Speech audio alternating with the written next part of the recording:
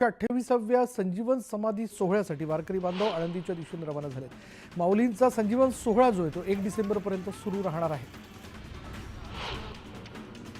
जळगाव शहरात पेट्रोलिंग दरम्यान स्थानिक गुन्हे शाखेच्या पथकाने एकाला अटक केली आहे। गोपनीय बातमीच्या आधारे नमीर खान, आसिफ खान या तरुणांकडून एक गावठी बनावटीचं पिस्तूल जप्त करण्यात आलं।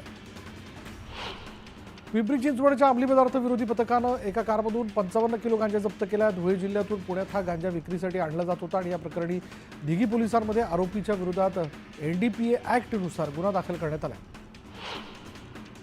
अमरनाथमध्ये एका टेम्पोने दुचाकीने धडक दिल्यानं अपघात झाला आणि अपघातात दुचाकीस्वाराचा जागीच मृत्यू झाला आणि ही संपूर्ण घटना सीसीटीव्ही कॅमेऱ्यात कैद झाली। पुण्यात प्रसिद्ध गायक दलजीत दोसांझच्या शोला मनसेने विरोध केला। पुण्यातील कोथरूड परिसरात दलजीत दोसांझ यांचा लाईव्ह शो होणार आहे आणि यासाठी 100 स्पीकरच्या भिंती उभारणार असून या शो दरम्यान लोकांना मद्य आणि इतर गोष्टी देखील पुरवण्यात येणार असल्याचा आरोप मनसेने केला आहे। तसंच या कार्यक्रमासाठी कोणाचीही परवानगी नसल्याचं म्हणत मनसेने कार्यक्रम रद्द करावा अशी मागणी केली। कुडाळ मालवण मतदारसंघातून निलेश राणेंच्या विजयानंतर त्यांच्या चाहत्यानं समुद्रात शिवसेनेचा झेंडा फडकावून आनंद साजरा केला। हा व्हिडिओ सोशल मीडियावर चांगलाच व्हायरल होतोय। राज्यातील विधानसभा निवडणुकीच्या मतदानाच्या 3 दिवसानंतर सोन्याचे दर 2400 रुपयांनी वाढलेले। सोन्याचा दर प्रति तोळा 78,900 रुपयांवर पोहोचला। मुंबई पुणे महामार्गावर गॅस टँकर पलटल्यानं अपघात झालाय, त्यामुळे मुंबईकडून साताराच्या दिशेने जाणारी वाहतूक खोळंबली आहे। प्रशासनाकडून टँकर हटवण्याचं काम युद्धपातळीवर सुरू आहे। वाशिम जिल्ह्यात यंदाच्या रब्बी हंगामात गहू पिकाच्या पेरणीत तब्बल 30% घट झालेली आहे। यंदा पाण्याची टंचाई असल्यानं शेतकऱ्यांनी कमी पाण्यावर होणाऱ्या हरभरा आणि चिया पिकाला मान्यता दिली।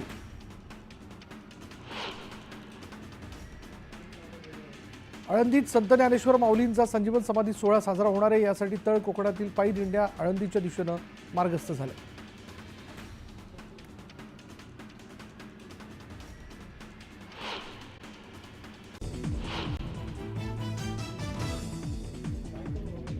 पुढचे 2 ते 3 दिवस सरकार स्थापनेची शक्यता कमी। मुख्यमंत्रीपद आणि मंत्रिमंडळाच्या संदर्भात महायुतीच्या बैठकांचं सत्र सुरू राहणार। सूत्रांची न्यूज 18 लोकमतला माहिती।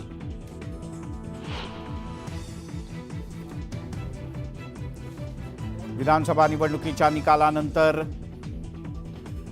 शिवसेना उबाठाची खलबतं। मातोश्रीवर उद्या उद्धव ठाकरे साधणार नवनिर्वाचित आमदारांशी संवाद।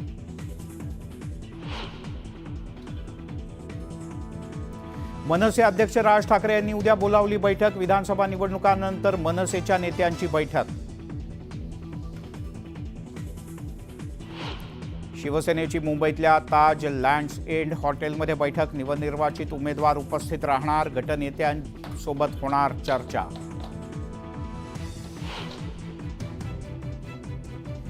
राष्ट्रवादीच्या गटनेतेपदी अजित पवार यांची निवड। देवगिरी बंगल्यावरच्या बैठकीत आमदारांच्या एकमतानं निर्णय।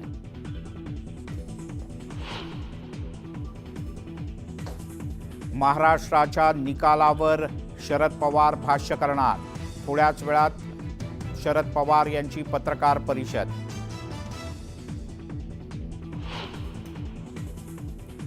तीन अपक्ष आमदारांचा शिवसेनेला पाठिंबा। अपक्ष आमदारांमुळे शिवसेनेचं संख्याबळ 60 वर पोहोचलं।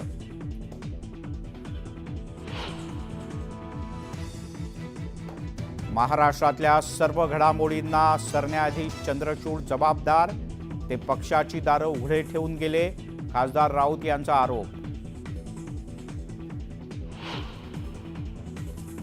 आणि मराठ्यांची बेईमानी करू नका। सरकार स्थापन होताच पुन्हा आरक्षणासाठी सामूहिक उपोषण करणार। मनोज जरांगे यांचा इशारा।